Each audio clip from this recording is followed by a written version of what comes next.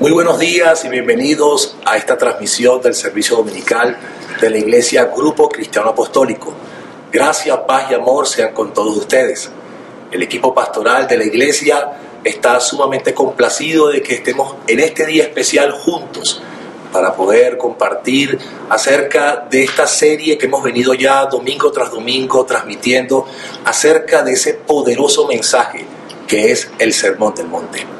Hoy vamos a tener un conversatorio, vamos a tratar de hacer un breve resumen de lo que hasta ahora ha representado cada una de esas bienaventuranzas.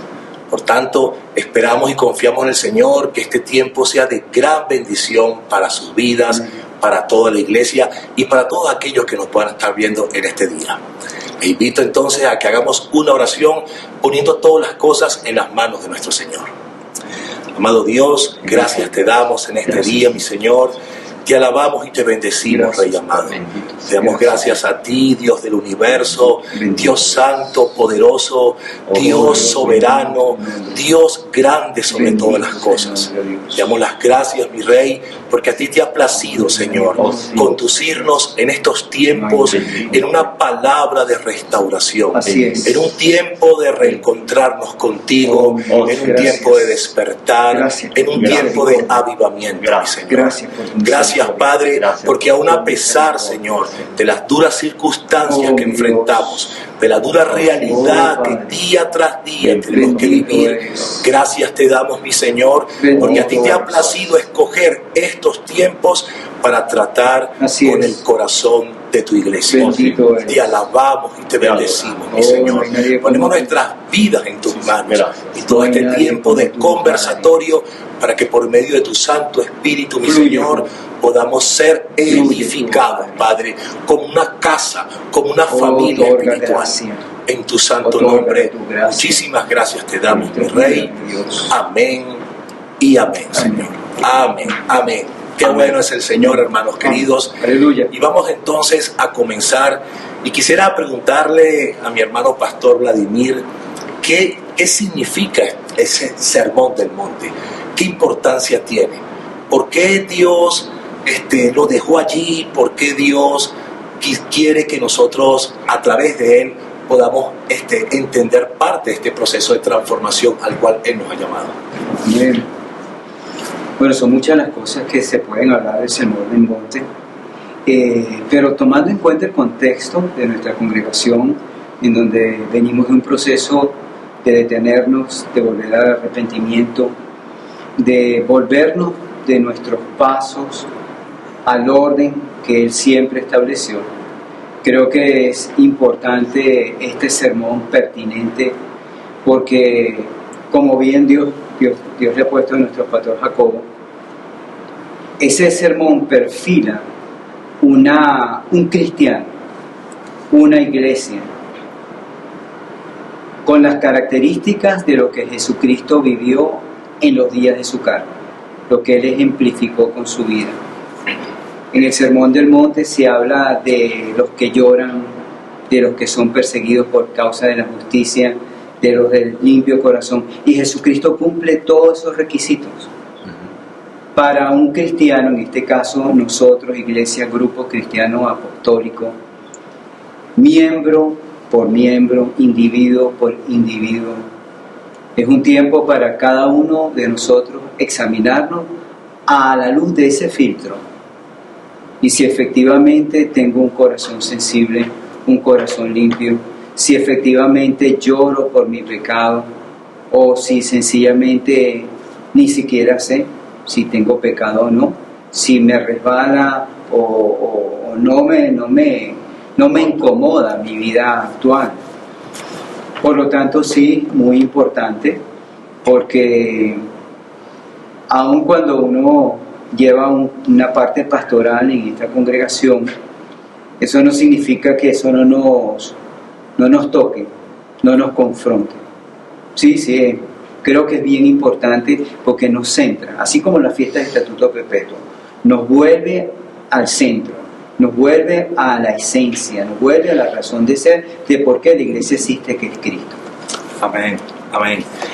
Y eso me hace recordar lo que el Salmo 32, 8, dice el Señor lo siguiente: te haré entender y te enseñaré el camino en que debes andar. Amén. Sobre ti fijaré mis ojos. Y bien como tú dices, Vladimir, Dios nos ayuda a entender.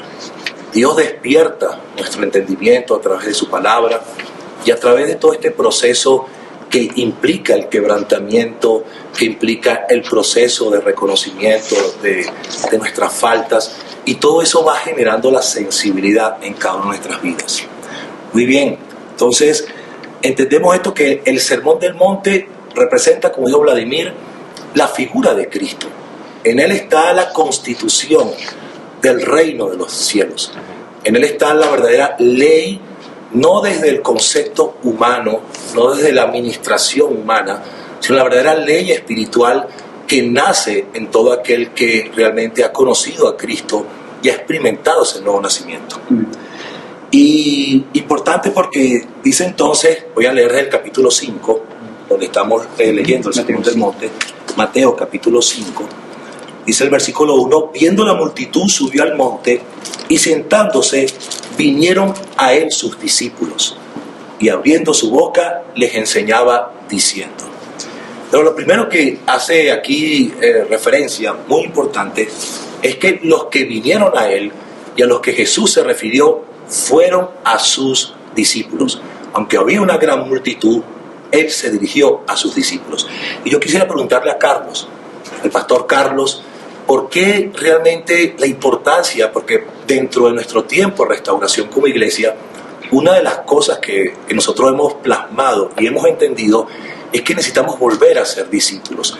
Y aquí vemos el Sermón del Monte, que el Señor no le está hablando a toda la multitud, sino solamente a los discípulos. ¿Por qué es importante esto, Carlos? ¿Por qué tú crees que Dios nos ha vuelto a que podamos entender de que tenemos que volver a ser discípulos? Sí, bueno, son muchas cosas. Primero, que Él nos ha llamado a ese primer amor, que volvamos a ese primer amor en este tiempo de restauración. Y hemos venido caminando, como dice la palabra, Él enseñándonos ese camino. Y este Sermón del Monte, en lo que enmarca estas bienaventuranzas, nos hablan de unas señales, las cuales muestran cuál debería ser nuestro carácter. Deberíamos seguir, porque plasman la esencia de Cristo, la concepción de Cristo, que es la esencia de lo que deberíamos ser nosotros. Y es muy importante, por ejemplo, quizás adelantándome un poco, pero cuando estuve analizando lo del pobre de espíritu, todos al principio, cuando todos necesitábamos del Señor, pero al principio, colocando mi ejemplo, había una necesidad fuerte de Jesús, porque Él llegó a mi vida, la llenó y seguimos avanzando. Pero ¿qué ha sucedido en este tiempo de restauración? Pareciera ser que estamos en Cristo, pero no nos dábamos cuenta que necesitábamos realmente a Cristo, que necesitábamos estar en su presencia, estar buscándolo todos los días, intencionalmente. Estábamos en el hacer, pastor. Estábamos en ese momento y el Señor nos dijo: deténganse, porque estaba viendo algo que no estábamos caminando con Él. Y sé que para muchos de nosotros fue difícil entenderlo, pero ya cuando estaba analizando esta parte la primera bienaventuranza, tenemos que volver. Debe haber en nosotros esa necesidad, y es lo que Él está en nosotros, en cada uno de nosotros, provocando que lo busquemos en cada mañana, en el tiempo de nuestro devocional, en el tiempo de ese clamor, que nos llenemos de su presencia, que realmente digamos: te necesitamos, Señor. Y es verdad. Gracias por tu amor y por tu misericordia, porque nos has llamado, nos has detenido para que veamos tu rostro, para que realmente volvamos a ese primer amor. Amén. Es muy importante. Amén, amén. Y esto precisamente, como dice Carlos, es la vida de un discípulo, porque un discípulo es el que tiene hambre y sed, el discípulo es el que sigue. Correcto. El discípulo es el que realmente, por ese seguir al maestro, entra en esa vida de obediencia, en esa vida de sujeción, realmente en ese imitar el carácter de su maestro. Y eso lo está produciendo el Señor, y por eso que vemos acá que entonces Él se dirige a sus discípulos. Y entonces dice el versículo 3, y aquí comienzan las bienaventuranzas.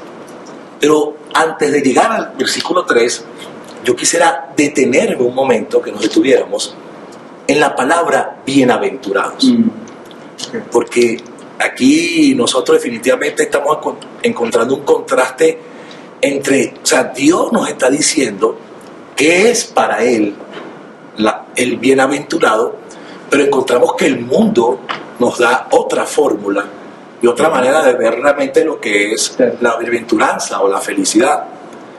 Pero yo quisiera preguntar al pastor Enrique, antes de entrar en las características de esas bienaventuranzas, bienaventurados, o sea, ¿qué quería decir Jesús cuando va a comenzar a referirse a una serie de cualidades, y que esas cualidades pues estén presentes en la vida de un hijo de Dios, de una hija de Dios, le dan esa categoría, eso específico de ser bienaventurado? ¿Por qué bienaventurado? ¿Qué significa bienaventurado, Enrique? Bien. Las bienaventuranzas, bien, tú lo mencionaste ahorita, es como esa felicidad, ese bienestar, ese propósito que tiene Dios para con cada uno de nosotros de abrirnos el reino de los cielos para que nosotros entremos en él. Cuando Juan el Bautista decía, convertidos y arrepentidos porque el reino de los cielos se ha acercado a nosotros. Oye, qué bendición. Cuando nos estábamos en el mundo, podíamos decir de muchas formas, soy feliz, soy dichoso, pero estamos en el mundo, no conocíamos la palabra de Dios, o la teníamos vagamente un concepto de lo que era Dios. Pero ¿qué representa Dios en todo esto? Es la bendición. ¿Quién no quiere una bendición?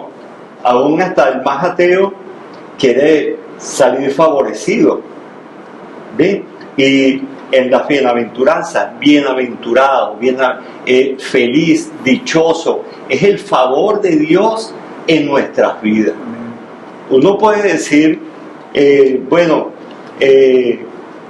se para en la calle o pasa todo el transeúnte que camine por allí, y usted le pregunta a cada persona, ¿tú quieres ser feliz? Y todos van a querer ser felices, pero ¿quieres ser limpio de corazón? Hay que pagar el precio. Entonces, esas bienaventuranzas que Dios nos ofrece, y podemos ver Él fue a la cruz y murió por nosotros, pero ¿para qué motivo? ¿Para qué pagó el precio? Para el perdón de nuestros pecados solamente. No, es para que gozases de las bendiciones del reino de Dios. Amén. Amén, amén. Es cierto, Enrique, y es verdad, o sea, hay un contraste tan diferente a lo que el mundo puede pensar de lo que es ser feliz, dichoso, a lo que Dios te dice que es ser feliz y dichoso para Él. Así que interesante, ¿no? Interesante este transitar, y más en este año donde nuestra palabra direccional, Mateo 6:10, tiene que ver con esto, que venga tu reino y se haga tu voluntad. Y venir tu reino es que entonces estas características se plasmen en nosotros, y que sabemos, así como Jesús, así como el Padre, cuando Jesús fue bautizado, se oyó decir la voz del Padre, este es mi hijo amado, en quien tengo complacencia. Y yo creo que el Sermón del Monte marca la complacencia de Dios sobre aquellos que siguen realmente estas características. Y quisiera aportar algo, ¿no? Esta palabra bienaventuranza, porque el que está hablando es el Eterno. Correcto. Y Él está declarando una palabra de gozo por aquello que Él está viendo que se va a cumplir en aquellos hombres y mujeres que entran en este perfil. Bienaventurados son porque no tenemos ni idea de la gran bendición que viene sobre nosotros en una eternidad gloriosa a raíz de esto. Amén. Eso es lo que es. Amén. Gloria a Dios. Amén. Así es. Amén. Y bueno, entonces llegamos al versículo 3 y tenemos la primera bienaventuranza. Bienaventurados los pobres en espíritu, porque de ellos es el reino de los cielos. Y precisamente Vladimir, creo que por mucho tiempo quizás yo malinterpreté esta pobreza. Y de repente me imaginaba que era una pobreza asociada a los bienes materiales, Sí. a la ausencia de cosas, pero de repente encontré otras cosas, pobres en espíritu. Realmente, ¿qué quiere decir esto, Vladimir? Bueno, quiere decir muchas cosas, pero cuando la luz llega a un sitio oscuro, todo lo que estaba allí oculto queda en evidencia. Cuando Cristo llega a nuestras vidas, y efectivamente llega a nuestras vidas, que no es un artificio del hombre, sino que hay una realidad espiritual, una manifestación sobrenatural de un cambio que el Espíritu Santo obra en aquella vida. Ese cuarto oscuro es iluminado y nos vemos tal cual. Vemos nuestra miseria, eso no tiene otro nombre, vemos nuestra miseria. Vemos nuestros traumas, nuestras mentiras, pero vemos es el peso espiritual negativo con el cual estamos cargando y que no nos bendice. Y nos damos cuenta que no logramos zafarnos de eso y por eso necesitamos de aquel que nos puede enriquecer. Espiritualmente, si Cristo no viene a nuestras vidas, somos pobres. Por eso clamamos a Él, para que, como decía el apóstol Pablo, nos libre de este cuerpo de muerte y nos revista de su presencia. Un pobre espiritual es eso.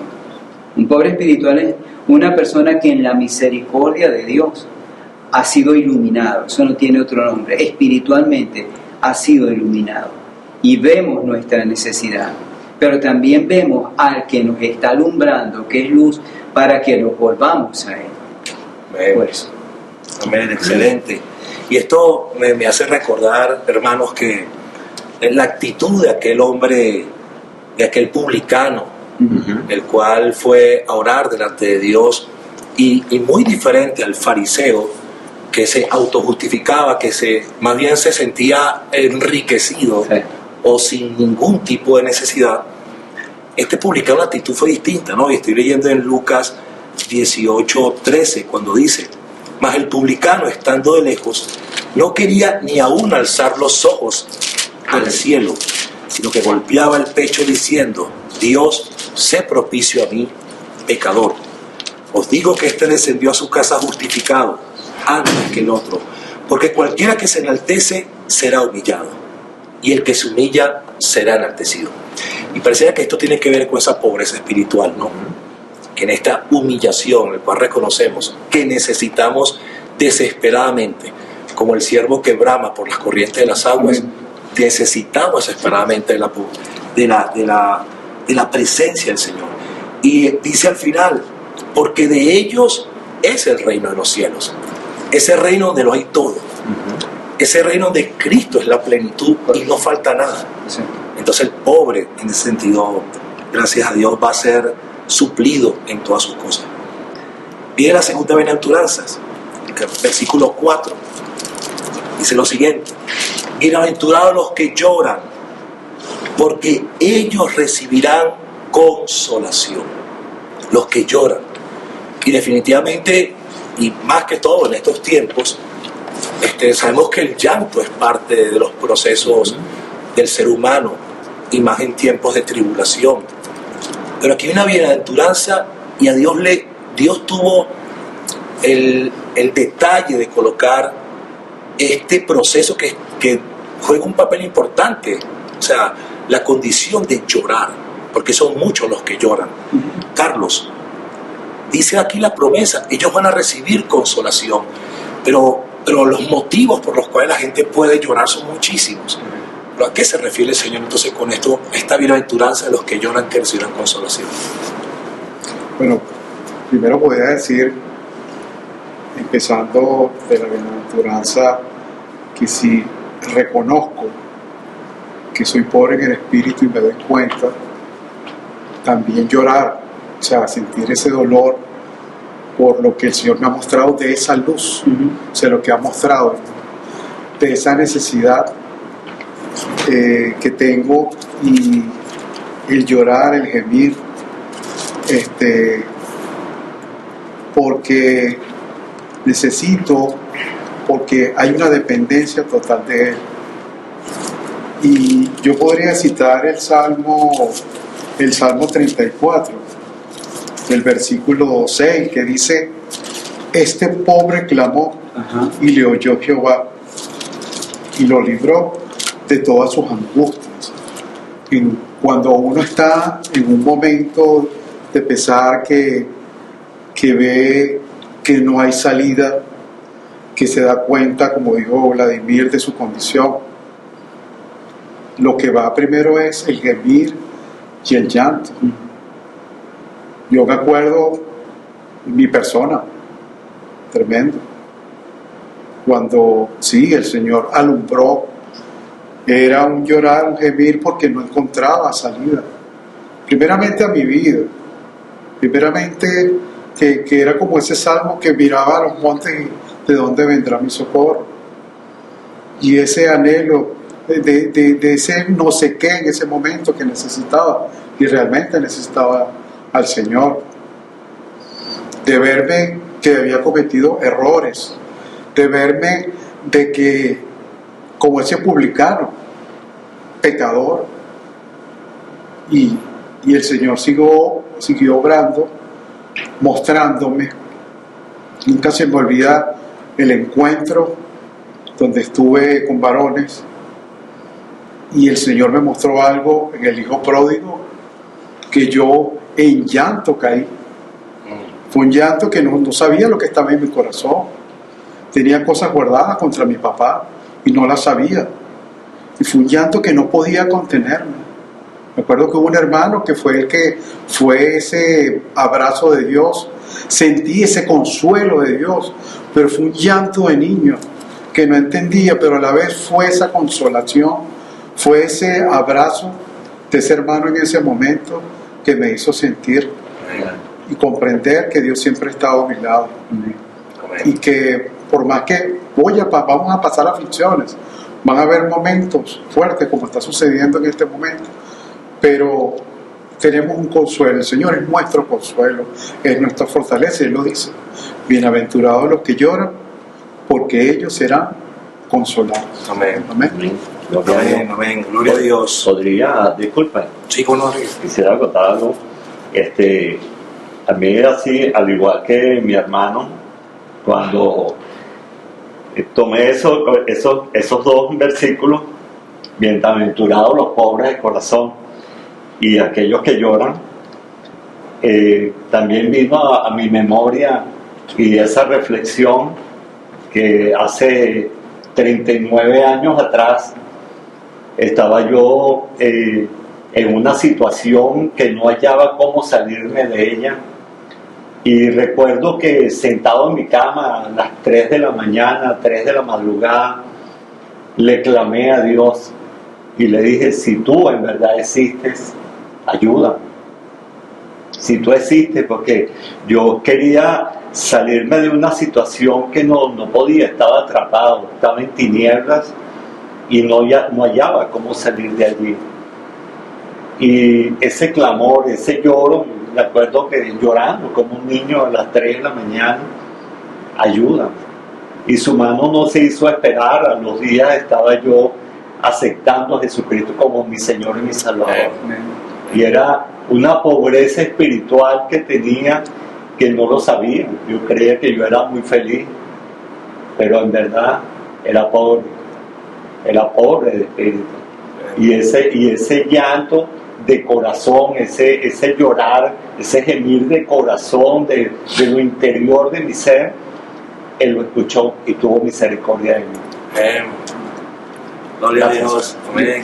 Gracias, Enrique. Yo quisiera aportar de que hay un salmo, el Salmo 126:5, que no solamente se llora frente al pecado, sino aquellos que aman lo que Dios ama,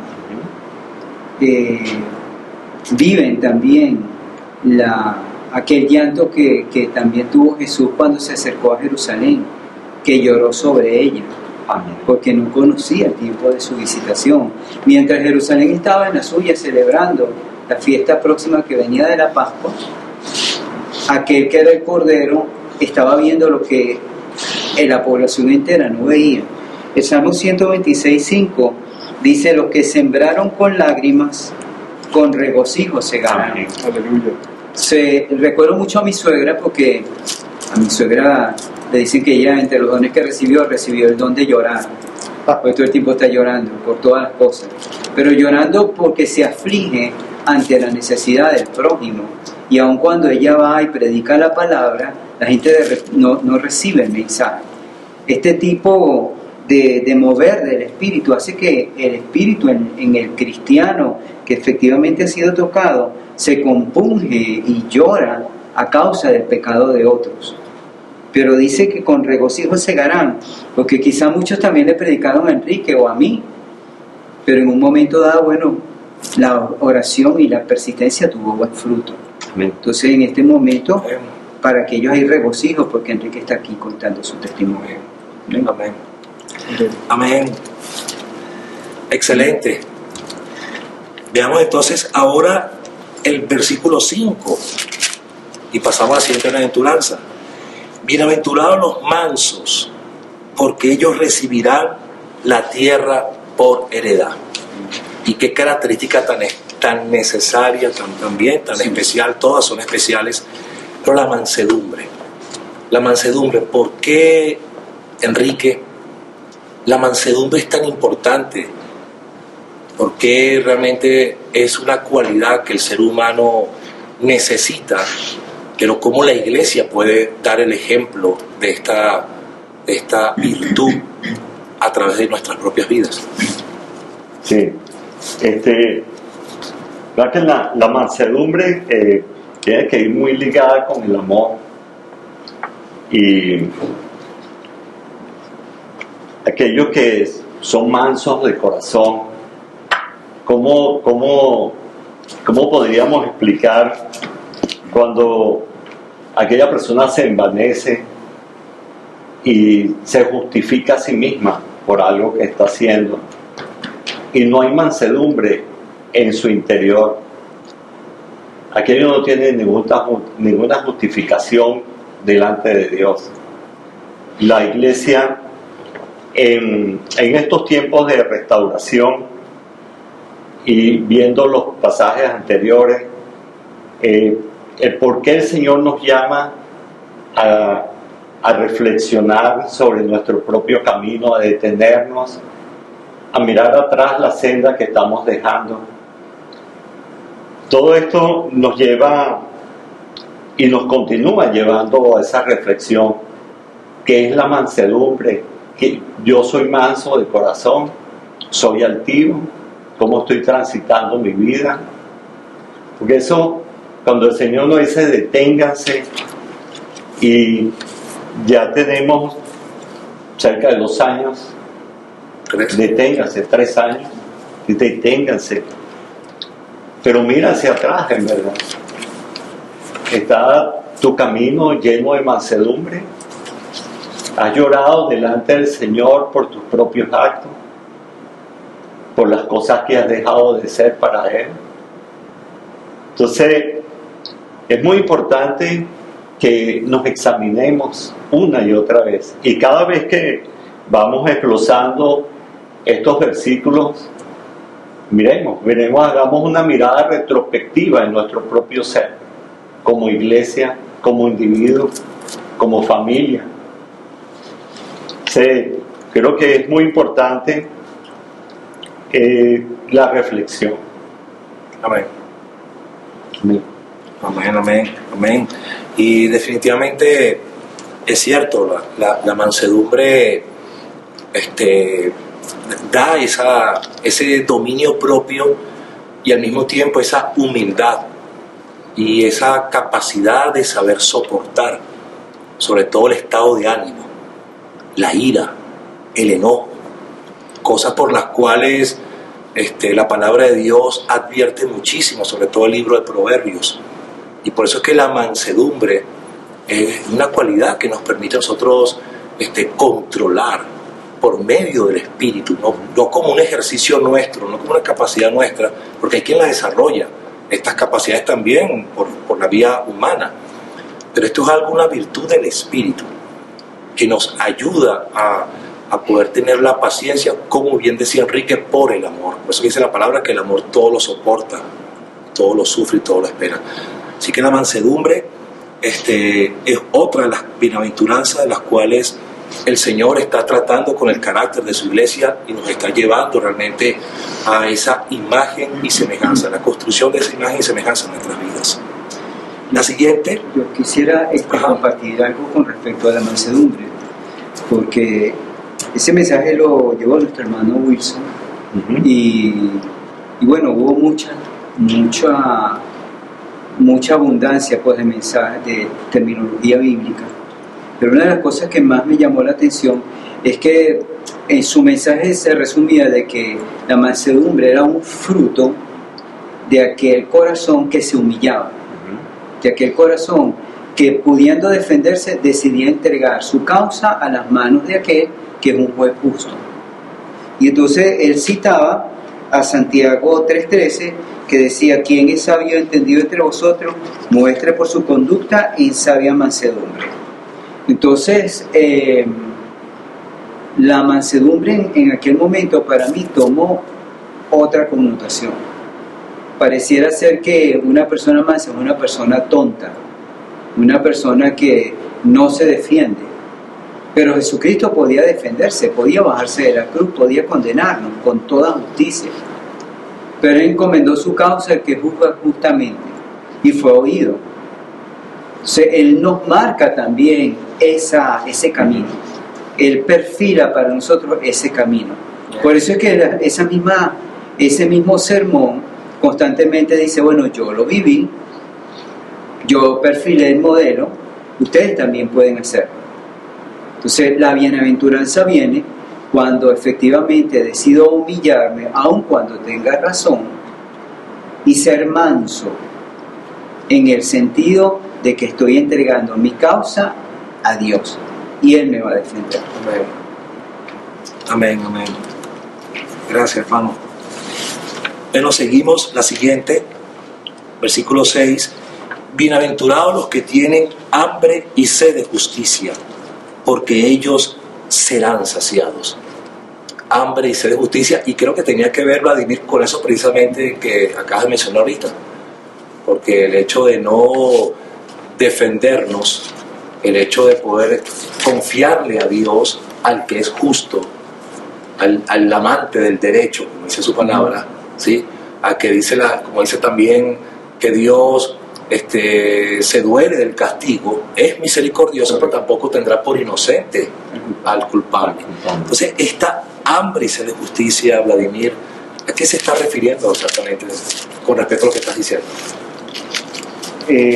Recordemos que el Sermón del Monte está planteando un reino. Por eso en este caso, cuando se habla de venga tu reino, se está hablando de todo un sistema, un orden, donde Dios es rey. Por eso dice venga el rey y se implante la voluntad del rey. Esa sed y esa hambre no tiene que ver con, como explicaba nuestro hermano Cruz Colmenares, de los movimientos pro cualquier cantidad de cosas, sino de el mover que el Espíritu Santo coloca en el creyente para que ese reino se acerque primeramente a mi vida. Veamos que todas las bienaventuranzas tienen que ver con mi carácter, tienen que ver conmigo primeramente, con cómo me veo y en cómo veo a los demás. Y en este caso, el hambre y sed de justicia empieza en que en mi vida haya orden, para que efectivamente yo pueda también intentar llevar orden en la vida de otros. Cruz mencionaba el caso de Nehemías y de Esdras, que están edificando los muros, pero que aún en medio de la edificación de esos muros, mucha gente estaba en contra de ese orden. Pero ellos son movidos y no eran líderes, uno era un copero, en el caso de Nehemías, y sin embargo Dios lo mueve a él para hacer todo un mover espiritual en una nación cuyos muros estaban caídos. Entonces esa sed y esa hambre viene producto del mover del espíritu, no tiene que ver con que bueno, con las condiciones sociales, que obviamente Dios también dice que Él pone jueces, que Él pone autoridades, pero todo eso dentro del orden de Él. Entonces el cristiano se enfoca en el reino venidero y en ese orden. Ese sed y hambre por ese reino venidero. Amén. Amén. Y precisamente también es correcto, y eso tiene que ver también con los justos juicios de Dios. Amén.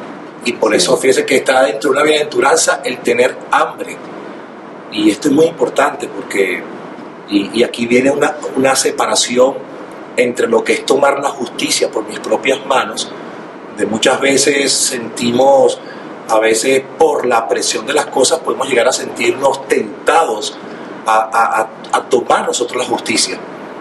Y no, o sea, Dios dice, van a ser saciados, pero el que va a administrar esa justicia es Él.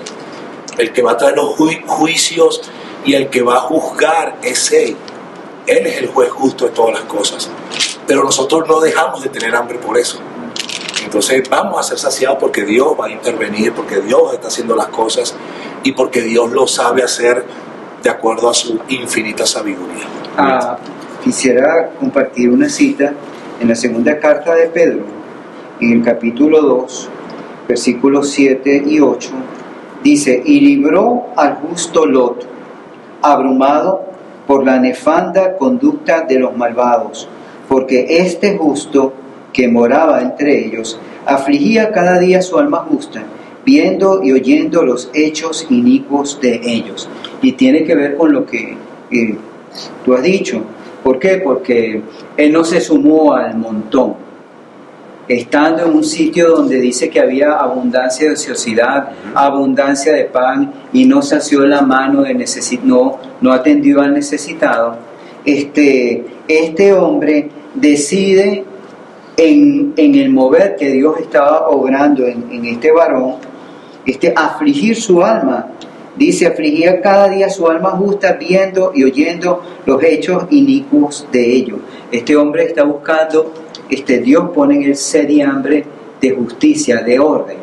Y vemos obviamente lo que posteriormente pasa. Amén. Amén. Amén. Seguimos entonces, llegamos al versículo 7. Bienaventurados los misericordiosos, porque ellos alcanzarán misericordia. Qué hermoso la misericordia, Carlos. Qué hermoso es realmente esa virtud. ¿Qué nos puedes comentar específicamente de esa bienaventuranza? Wow. Dios es misericordia, su esencia es misericordia, su amor es misericordia. Aquí puedo extraer algo de este mensaje lo dio nuestro hermano Jairo Castillo. Y una de las cosas que él mencionó, que la misericordia es compasión por la gente en necesidad. Y esto me lleva a la palabra en Mateo 9:36, donde el Señor narra la palabra: y al ver las multitudes, tuvo compasión de ellas, porque estaban desamparadas y dispersas como ovejas que no tienen pastor. Estuve investigando la palabra compasión. La palabra compasión es como algo que viene de las entrañas, un dolor, algo fuerte que viene que sale de lo más adentro. Y esa es la misericordia del Señor por nosotros, ese dolor por ver la necesidad. Él nos vio a nosotros en esa necesidad. Él nos vio a nosotros con ojos de misericordia. Y es tremendo porque eso es un estilo de vida. Eso es parte de lo que debemos ser, porque si Él es misericordioso, nosotros también tenemos que ser misericordiosos. Entonces, es tremenda esa misericordia del Señor, porque Él nos vio. Y citando el pasaje de Efesios, voy a leerlo rápidamente, donde habla en Efesios capítulo 2, donde nos dice lo que éramos y lo que el Señor hizo con nosotros a través de su misericordia. Voy a leer del 1 al versículo 4. Y Él os dio vida en vosotros cuando estabais muertos en vuestros delitos y pecados, en los cuales anduvisteis en otro tiempo, siguiendo la corriente de este mundo, conforme al príncipe de la potestad del aire, el espíritu que ahora opera en los hijos de desobediencia, entre los cuales también todos nosotros vivimos en otro tiempo, en los deseos de nuestra carne, haciendo la voluntad de la carne y de los pensamientos, y éramos por naturaleza hijos de ira, lo mismo que los demás. Ahora viene lo hermoso. Pero Dios, que es rico en misericordia, por su gran amor con que nos amó, aun estando nosotros muertos en pecado, nos dio vida juntamente con Cristo. Por gracia somos salvos. Qué hermoso esa misericordia. Y no solamente de ese momento, esa misericordia grande cuando nos vio y nos llamó y aceptamos su llamado, sino que diariamente su misericordia se renueva para nosotros cada mañana. Y en este tiempo necesitamos de su misericordia, y nosotros como hijos, como esos discípulos del Señor, también tenemos que actuar en esa misericordia, ser perdonadores, ser misericordiosos y ser compasivos. Es hermoso. Gloria a Dios. Amén. Una de las características también de esta palabra misericordia es que en el mundo hebreo la palabra es hesed. Y como no hay una traducción al español, porque no la hay, los estudiosos pues hablan de que esa palabra hesed tiene tres características principales: es fuerza, es constancia y es amor. Entonces, cualquier discípulo de Cristo, cuando muestra misericordia, muestra fuerza, pero no se va al extremo de la ley. Muestra constancia, porque no decae, porque el amor no se cansa, no deja de ser. Amén. Pero también muestra amor, para que no todo sea lo que hay que hacer. No, hay un equilibrio. Es interesante que esa palabra tenga esos tres componentes: fuerza, constancia y amor. Y si alguna de esas tres no está, entonces la misericordia como tal desaparece. ¿Por qué? Porque si todo el tiempo amo pero no exijo, se convierte en libertinaje. Pero si todo el tiempo exijo y no amo, entonces se convierte en legalismo. Entonces hay un equilibrio que solo el Espíritu puede producir en nosotros. Amén. Amén.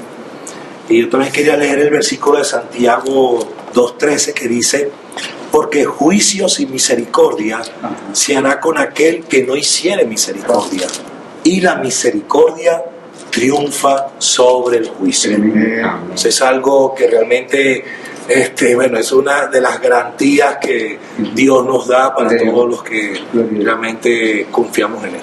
Sí. Amén. Bueno, seguimos avanzando y llegamos al versículo 8. Bienaventurados los de limpio corazón, porque ellos verán a Dios. Limpio corazón, porque ellos verán a Dios. Qué promesa también tan maravillosa. Sí. Y qué exigencia. O sea, qué compromiso, Enrique. Realmente no comprometer el corazón, porque si lo vemos del lado contrario, entonces los que no son limpios de corazón no verán a Dios. No verán a Dios. ¿Qué piensas tú de eso, Enrique? Wow. ¿Verdad? Es algo que vemos en en la vida de Jesús. Y él siempre apuntaba al corazón, siempre. En todos los evangelios encontramos que él siempre apunta al corazón del hombre. Así. Y él decía, este pueblo de labios me honra, pero su corazón está lejos de mí. Y confrontaba a los escribas, a los fariseos, siempre apuntando al corazón de ellos. Hoy por hoy, y lo vimos en la fiesta que acabamos de celebrar, sacando la levadura, ¿de dónde? ¿De la casa o del corazón? Es del corazón. Y la levadura es muy sutil. Un poquito de levadura impregna toda la masa, la contamina y la echa a perder. Cuando habla de nuestro corazón, un poquito, una mentirita piadosa, una mentirita blanca, como acostumbra mucha gente a decir, contamina el corazón. Y eso se queda allí y lo va contaminando en todas las cosas que tú haces. Entonces, el corazón es muy importante, y esta prédica la llevó a cabo nuestro hermano pastor Carlos Chacín, y comenzó hablando de Juan 3:3, cuando Nicodemo se acercó a Jesús y él le dijo, es necesario nacer de nuevo. Entonces, en ese nacer de nuevo, muchos hemos nacido de nuevo, pero en el interín se van apartando del camino. Es necesario detenerse, volver atrás, volver a reflexionar sobre tus caminos y sobre las cosas que hay en tu corazón. El perdón es muy importante, y ese nacer de nuevo tiene mucho que ver con el perdón. Aquellos que confiesan a Jesús como su Señor y Salvador, aquellos que entregan su vida al Señor, el corazón viene a ser limpiado cuando reconoces tus pecados, y tiene que ver con todas las bienaventuranzas que hemos visto anteriormente. Por eso es una ilación de cómo el Señor nos va tratando en el corazón y nos va purificando, nos va limpiando el corazón. Muchas veces podemos decir, bueno, yo no tengo pecado, pero el Señor nos dice que a Él le hacemos mentirosos, porque todo, hasta el justo, peca diariamente. Así es. Entonces, debemos mantener un corazón limpio. Tenemos que, como dice en el Salmo 119, ¿con qué limpiará el joven su camino? ¿Cómo? Guardar su palabra. Escudriñar su palabra diariamente. Entonces, nosotros por sí solos tenemos solamente una opción: reconocer que somos pecadores delante de Dios. Y ese es uno de los principios que vamos limpiando nuestro corazón para poder alcanzar esa misericordia, esa gracia del Señor, ese favor no merecido, pero Él ya lo hizo en la cruz. Amén. Pero Cristo murió por nosotros en la cruz, y por gracia soy salvo, pero tenemos que dar nuestros pasos. Amén. Tenemos que limpiar nuestro corazón, sacar la levadura y mirar siempre nuestro corazón. Bien decía también la palabra, si en mi corazón hubiese yo mirado, el Señor no me hubiese respondido. Entonces, el Señor mira el corazón y sabe las intenciones que hay. Santiago, ¿de dónde vienen las guerras? Todas estas aflicciones que hay en el mundo, del corazón del hombre, del corazón. Entonces, es muy importante esta bienaventuranza. Todas son importantes, por supuesto, porque revelan el carácter de Dios y cómo vamos a entrar en el reino de los cielos. Pero es muy importante que nosotros, por cuando estemos orando, el Señor nos dice que examinemos si hay pecado, cómo vas a presentar tu alabanza, tu ofrenda al Señor cuando tienes un conflicto con alguien. Todo apunta al corazón. Siempre el corazón es algo que no puede desviar del camino, no puede desviarse con los ojos, y el Señor siempre nos cita la palabra, el que mira a una mujer codiciando, ya pecó con ella en su corazón.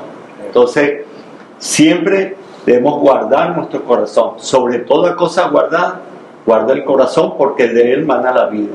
Y la vida es Cristo. Yo soy el camino, la verdad y la vida. Amén. Amén. Gracias, Enrique.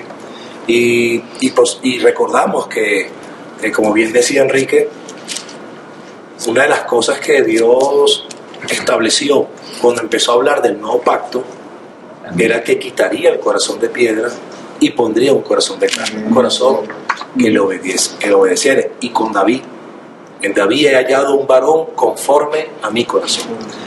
Maravilloso, qué bueno. Gloria al Señor, y esperamos que todo esto esté siendo de gran bendición para todos, para toda la iglesia, para que niños, jóvenes, adultos, la familia, para que todos entendamos que en este proceso de restauración el Señor está cambiando nuestra vida. El Señor nos está ayudando a que nosotros realmente vayamos en pos de su Espíritu, llenos de su Espíritu, para que esta imagen y semejanza reflejada en esta bienaventuranza queden plasmadas en nosotros. Amén. Y llegamos al versículo 9. Bienaventurados los pacificadores, porque ellos serán llamados hijos de Dios. Qué increíble, ¿no? Es muy fácil, Vladimir. Oye, todos queremos llamarnos hijos de Dios, pero no todos somos pacificadores. Y aquí está asociado que realmente el Hijo de Dios es aquel que tiene un espíritu de reconciliación, sí. Un espíritu que en la contienda puede intervenir para traer esa paz que se necesita en medio de las relaciones. Coméntanos algo respecto a esto, recordamos a nuestro hermano Fidel, él lleva este mensaje. Amén. Y a mí me gustó mucho una frase que él utilizó. Él decía que un pacificador es uno que mantiene la paz donde ya reina y la crea donde no existe. ¿Qué significa esto? Eso suena muy poético, pero un pacificador es una persona que en criollo se mete en un paquete.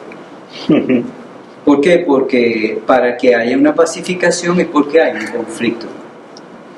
Y realmente meternos en conflictos ajenos, yo creo que muy pocos queremos un conflicto más. Porque ya bueno, muchos tenemos muchas situaciones. Pero estamos hablando de un sermón de bienaventuranza, donde Dios envía a un hombre o una mujer tocados por Él, rescatados por Él, para que obre su voluntad donde hay tinieblas. Los desacuerdos, los conflictos son tinieblas. Y qué maravilloso cuando Dios otorga a ese hombre o esa mujer que previamente ha nacido de nuevo, que previamente está cuidando su corazón y que en esa limpieza puede ver lo que Dios le está mostrando, que no se ve con los ojos humanos, se ve con los ojos del Espíritu, y que puede ver que detrás de ese conflicto hay solución, que detrás de ese conflicto hay tinieblas. Ese hombre y esa mujer tiene la palabra dicha como conviene y que la da justo en su tiempo. Un pacificador es una persona que no le importa meterse en la boca del lobo, porque sabe que Dios lo está enviando y porque sabe que Dios ha puesto en él una palabra poderosa y una acción poderosa para poner en acuerdo o en restauración donde en ese momento lo que hay es conflicto, división o muerte. Por esa causa, un pacificador, es una persona importante. Amén. Es una persona importante. ¿Y cuánto se valora cuando en un conflicto hay alguien que es enviado por Dios con una palabra puntual?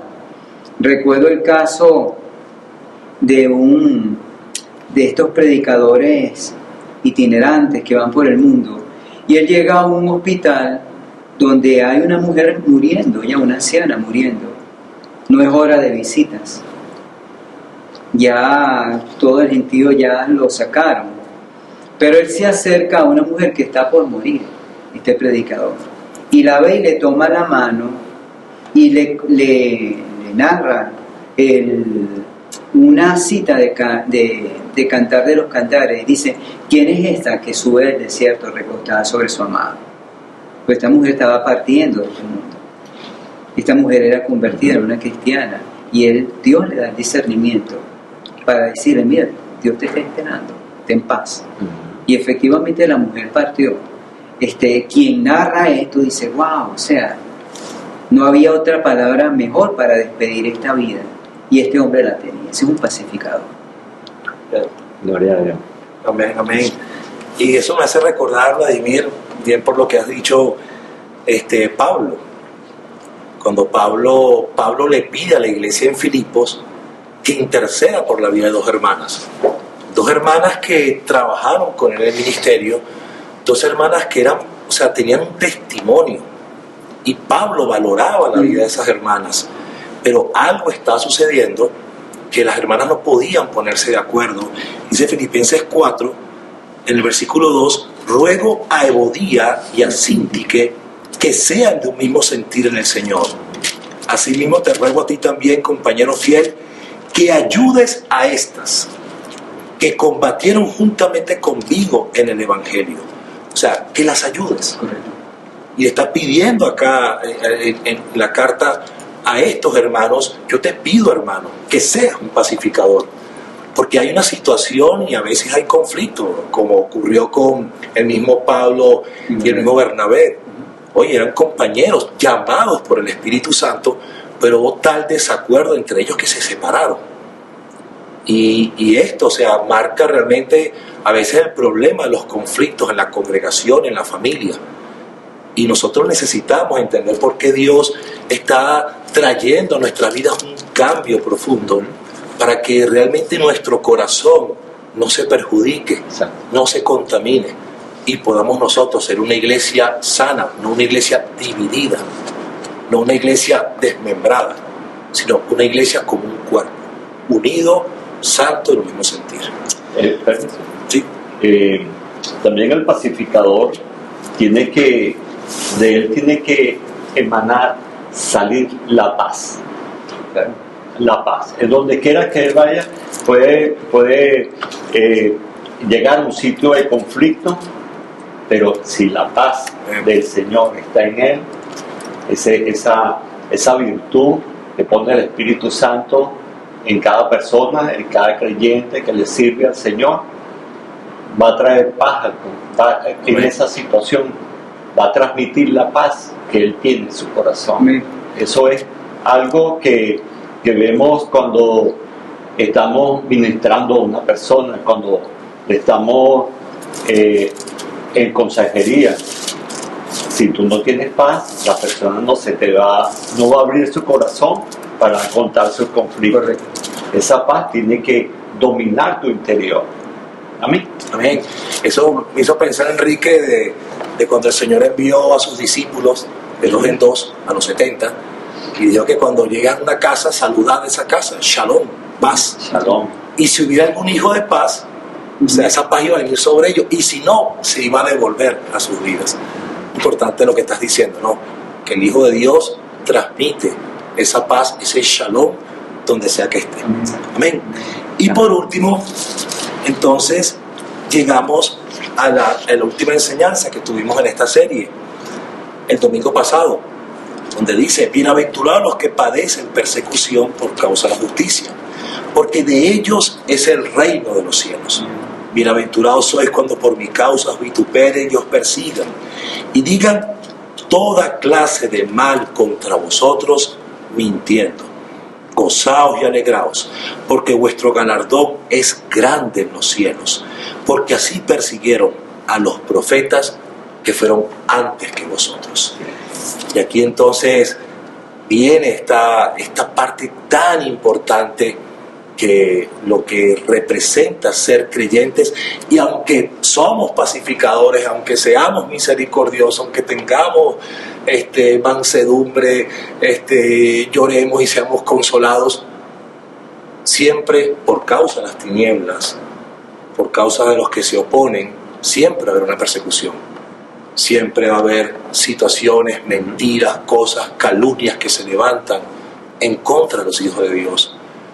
¿Cómo, Carlos, esta bienaventuranza puede representar ese alivio para aquellos que por causa de la palabra son menospreciados, son rechazados aún en su propia familia? Qué importante es que el Señor haya cerrado esta bienaventuranza con esta enseñanza, ¿no? Sí, esta bienaventuranza tiene una bendición grande que dice que de ellos es el reino de los cielos. O sea que el decir, si yo soy perseguido, si soy vituperado por causa de la palabra, por causa de la justicia, sé que tendré un galardón, sé que estaré en el reino de los cielos. Y esa es la importancia. Esta es la última bienaventuranza, la número 8. Le tocó a mi hermano Giancarlo. Y wow, claro, todos quizás en cierta forma hemos pasado, pero me identifiqué mucho con el mensaje de él. Porque así como a él, cuando el Señor llegó a mi vida, que entregué mi matrimonio, o sea, me explico, mi esposa y mi hija juntos entramos. Apenas sucedió eso, hubo comentarios en la familia, hubo señalamiento, hubo burla, etc. por causa de eso. Y voy a rescatar una palabra que mi hermano leyó, Giancarlo. Dice en Mateo 10:34, dice el Señor, porque he venido para poner, el 34, no penséis que he venido para traer paz a la tierra. No he venido para traer paz sino espada, porque he venido para poner en disensión al hombre contra su padre, a la hija contra su madre y a la nuera contra su suegra. Y escuchen esto, y los enemigos del hombre serán los de su casa. ¡Wow! El que ama padre, bueno, ahí continúa hablando si hay esa idolatría, pero y los enemigos del hombre serán los de su casa, o sea, la familia. Y veo que eso se cumplió. Yo me acuerdo muy bien hablando, cuando empezando acá, gozoso, vine una vigilia. Y en los preparativos me encuentro un familiar acá, y me dice así, tú aquí. Wow. Familiar. Y bueno, tú aquí. Eso fue mi tremendo. Y mi familia, mi familia materna, paterna, tremendo. Gran parte de ella está en el Señor. La materna no. Y he tenido tuve muchos encuentros y yo tenía que estar callado. Me decían, pero anda, prueba, toma. O sea, me inquietaba, se burlaban hasta de mí. Y bueno, y ahora hoy ellos me respetan por mi convicción, me buscan. Pero es tremendo porque es como vuelvo al principio, el reino de los cielos vendrá por esa persecución. O sea, el que está en Cristo Jesús debe tener en cuenta de que vamos a ser perseguidos, que va a haber persecución por causa de él. Y como dijo el apóstol Pablo, que es necesario pasar por muchas tribulaciones para poder entrar al reino de los cielos. Tremendo. Gloria al Señor. Tremendo. Ahí tendremos paz, ahí con Él. Yo quiero estar con Él. Y esta bienaventuranza me dicen a mí, y no es por obra, porque Él nos da el Espíritu Santo, pero esa bienaventuranza me dicen a mí que ese tiene que ser mi carácter. Ese es el carácter que tengo que modelar a mi familia, a mi hija, a mi esposa, a los discípulos, a la Grey, para que eso sea a ellos contagiado, y es lo que tenemos que hacer. Y si por eso que me señalen, no importa, sé que voy a tener un galardón, ese premio de estar en el reino de los cielos con mi Señor. Amén. Amén. Yo quisiera compartir una cita donde Pablo es convertido, en ese momento es Saulo, y Dios le dice a un profeta, Ananías, que vaya, pero Ananías tiene su prejuicio pues hacia Pablo porque dice, mira, yo lo que he escuchado no es bueno. Y entonces Ananías le dice al Señor, Señor, he oído de muchos acerca de este hombre, cuántos males ha hecho a tus santos en Jerusalén. Y recuerdo el testimonio de Carlos Chacín, que a él no le predicaban porque no creen que se pudiera convertir. Él lo comenta en su exposición. Y dice el versículo 14, y aún aquí tiene autoridad de los principales sacerdotes para prender a todos los que invocan tu nombre. El Señor entonces le dice a Ananías, ve, porque instrumento escogido me es para llevar mi nombre en presencia de los gentiles y de reyes y de los hijos de Israel, porque yo le mostraré cuánto le es necesario padecer por mi nombre. Entonces vemos allí que Pablo ni siquiera sabe el trabajo que Dios estaba preparando para él, pero aquí dice instrumento escogido me es pero le muestra también que él va a padecer. Y bueno, ya uno lee en las cartas de Pablo todo lo que padeció. Ahora, ese padecimiento por causa de la justicia viene por la sociedad en la que vivimos, donde el príncipe de las tinieblas obviamente ha pervertido todo el orden. De hecho, Jesucristo dice que nada tiene en él. Entonces, obviamente, la luz que alumbra y estorba, como decía Giancarlo también en su exposición, a todo aquello que está en tinieblas.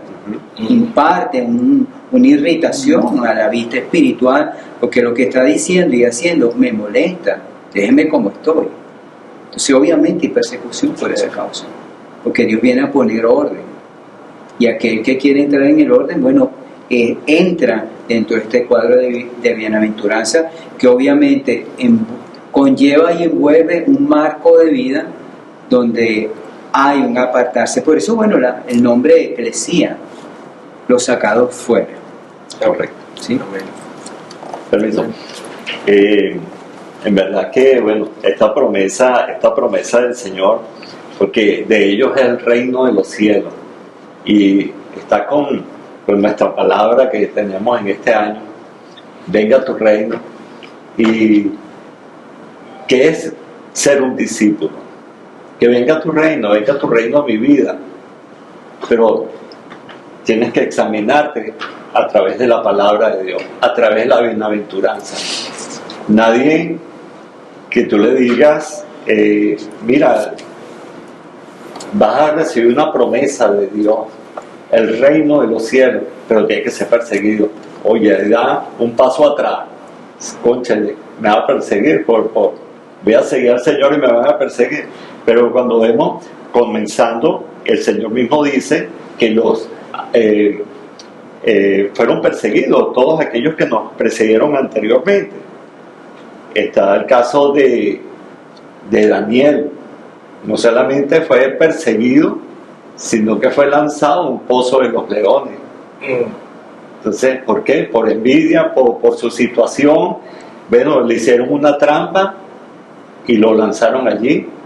Pero no solamente eso, está Jeremías, está Nehemías, sí. Estuvo todos fueron perseguidos, y a todos el Señor los libró. A todos el Señor los libró. Sí. Entonces, no hay que temer, va a recibir persecución, no, mejor no me meto, no. A todos el Señor los libra, Él los guarda. Él guarda a cada uno en su corazón. Amén. Y recibiremos la promesa. Amén. La Biblia está llena de promesas. Amén. Que se cumplen. Que se cumplen. Que la palabra de Dios se cumple. Amén.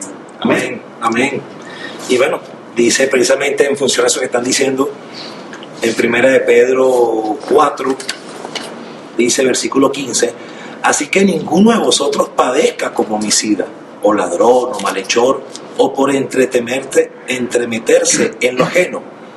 Pero si alguno padece como cristiano, no se avergüence de ello, sino glorifique a Dios por ello. Porque es tiempo de que el juicio comience por la casa de Dios. Y si primero comienza por nosotros, ¿cuál será el fin de aquellos que no obedecen al Evangelio de Dios? Y si el justo con dificultad se salva, ¿en dónde aparecerá el impío y el pecador? De modo que los que padecen según la voluntad de Dios, encomienden sus almas al fiel Creador y hagan el bien. Así que bueno, maravilloso, mis hermanos, maravilloso tiempo que hemos tenido en este conversatorio. Damos gracias al Señor también por la vida de cada uno de nuestros hermanos predicadores que estuvieron a cargo de cada uno de estos mensajes. Vamos a continuar el próximo domingo, vamos a seguir en el capítulo 5, viendo los demás aspectos de enseñanzas del Sermón del Monte, pero no quisiéramos irnos sin antes hacer esta invitación a todos nuestros amigos y amigas que por primera vez nos están viendo, aquellos que aún no han realmente entregado su vida al Señor Jesucristo. Y aquí usted lo está viendo en este momento. Dice acá de que si el justo con dificultad se salva, ¿en dónde aparecerá el impío y el pecador? Y esta es la palabra del Evangelio, las buenas nuevas que nos hablan de la salvación, que nos hablan de ese sacrificio de nuestro Señor Jesucristo, quien llevó el pecado de esta humanidad sobre sí, para que nosotros pudiéramos, por ese sacrificio, por ese precio que fue pagado, alcanzar la salvación de nuestras almas. Indudablemente que la Biblia habla de un juicio eterno. La Biblia habla de una condenación eterna. Y es eso aquí en esta tierra, a través de la predicación de la Biblia, de la palabra de Dios, que nosotros logramos entender, comenzamos a entender que Dios ha provisto una salida para todo aquel que cree en ese sacrificio que hizo Jesús en la cruz. O sea, que Jesús llevó mis pecados, que Jesús pagó el precio por lo que esa justicia exige por el pecado. Porque dice la Biblia que la paga del pecado es la muerte.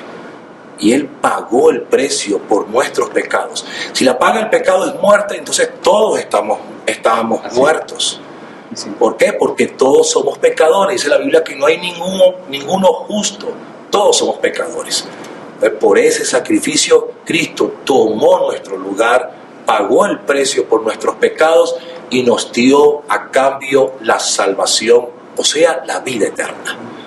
Así que, amigo, amiga, que usted está allí en este momento, si está escuchando este mensaje solo o está al lado de algún familiar, algún amigo, queremos invitarle a que usted le diga al Señor de su corazón: Señor Jesucristo, perdona mis pecados.